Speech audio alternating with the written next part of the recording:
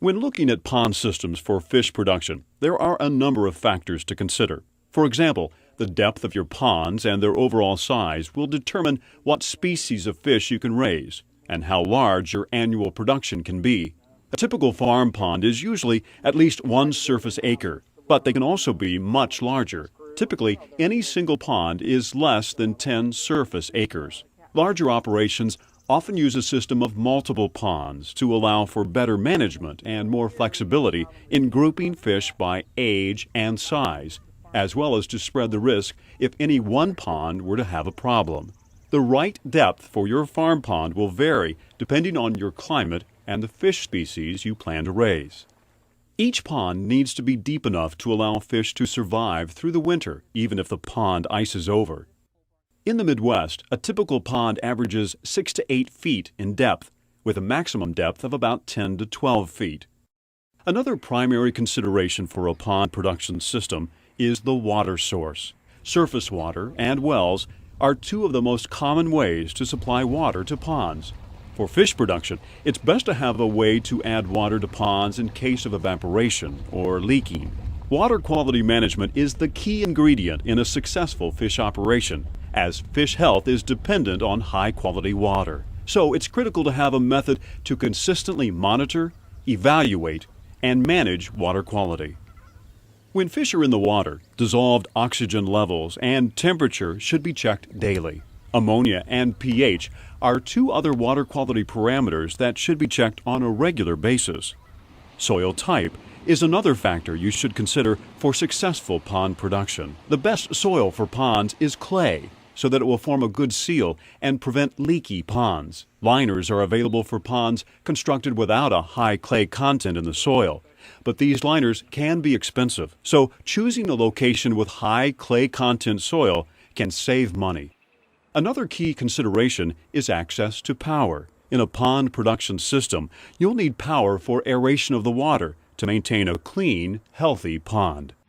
Ponds that are stocked for high-density fish production need aeration, especially in the summer when the water gets warmer. This requires the availability of electricity directly at pond side.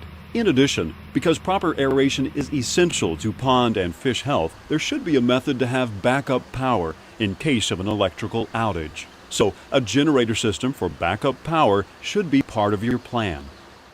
Once you have your site selected with the right soils, construction of the ponds to allow for them to be properly drained must also be considered.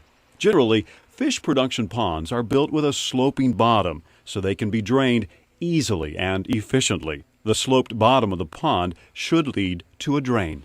Water drained from a pond should meet all the state requirements for discharge. This may require the construction of a separate retention basin or a wetland. To find out more about specific requirements to protect water quality, you should check with local and state agencies to find out the regulations specific to your area. Well-constructed fish pond operations also allow adequate room for easy vehicle access, usually around all sides of the pond. Levees between ponds must be constructed widely enough and with enough support to allow for vehicle access that may include mowers, tractors, pickup trucks, and fish haulers. A successful fish pond production system, once constructed, will require ongoing and regular maintenance to remain efficient and productive. The areas around ponds should be mowed and weeded to allow for easy access. The ponds should also be carefully managed to control aquatic vegetation, as it can hamper fish production. Regular maintenance of pond equipment will be needed to prevent algae and undesirable plant growth that can reduce efficiency and ultimately cause a risk to fish health. In the winter, you'll need to remove snow accumulation from on top of frozen ponds so sunlight can penetrate the ice and allow for photosynthesis.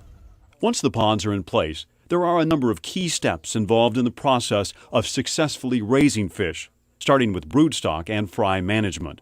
Depending on species, there are 2 ways to do pond production of fry. Some of these steps may include collecting broodstock from a holding pond, separating fish by sexing, stocking the nesting pond, and harvesting fry and relocating them so they can grow in a pond with other fish of their own size and species.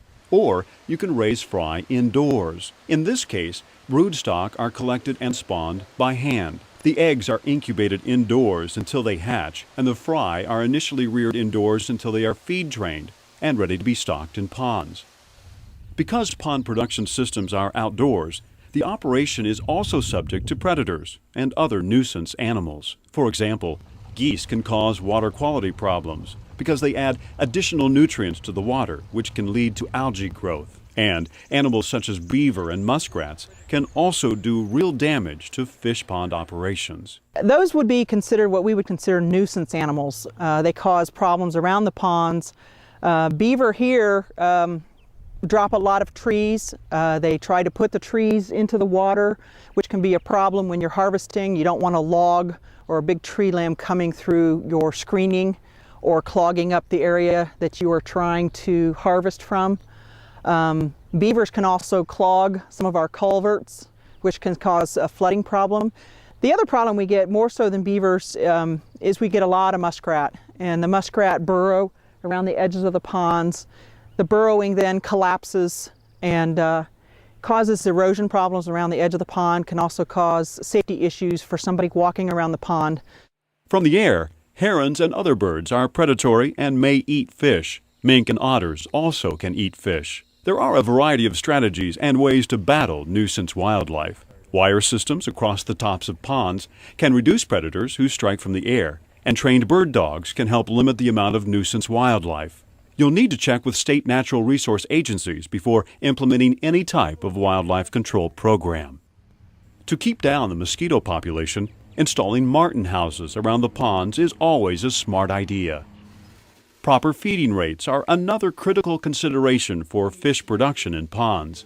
A typical 1-acre farm pond can produce 4,000 to 6,000 pounds of fish. A good feed conversion ratio will be around 1.5 or less, so a lot of feed will be entering the pond. This will impact water quality, so properly managing that feed and being sure not to overfeed is critical. Feeding rates should be matched to temperature and other weather conditions, so you are not over or under feeding. It is also important to store feed in a cool, dry place to avoid spoilage and prolong its shelf life. Generally, feed stored in proper conditions can last up to 6 months. Feed suppliers should be able to give you feeding guidelines as well as storage recommendations. There are a number of ways to harvest a production pond. Ponds that have been constructed with a catch basin can be harvested by draining the pond and crowding the fish to the catch basin for easy removal. Typical farm ponds are harvested by seines or by working with nets. Larger production ponds may be harvested with nets attached to cranes or tractors or by using fish pumps. As fish are harvested, they are generally placed into a special transport vehicle or fish hauler to then head to market or on to the next production phase.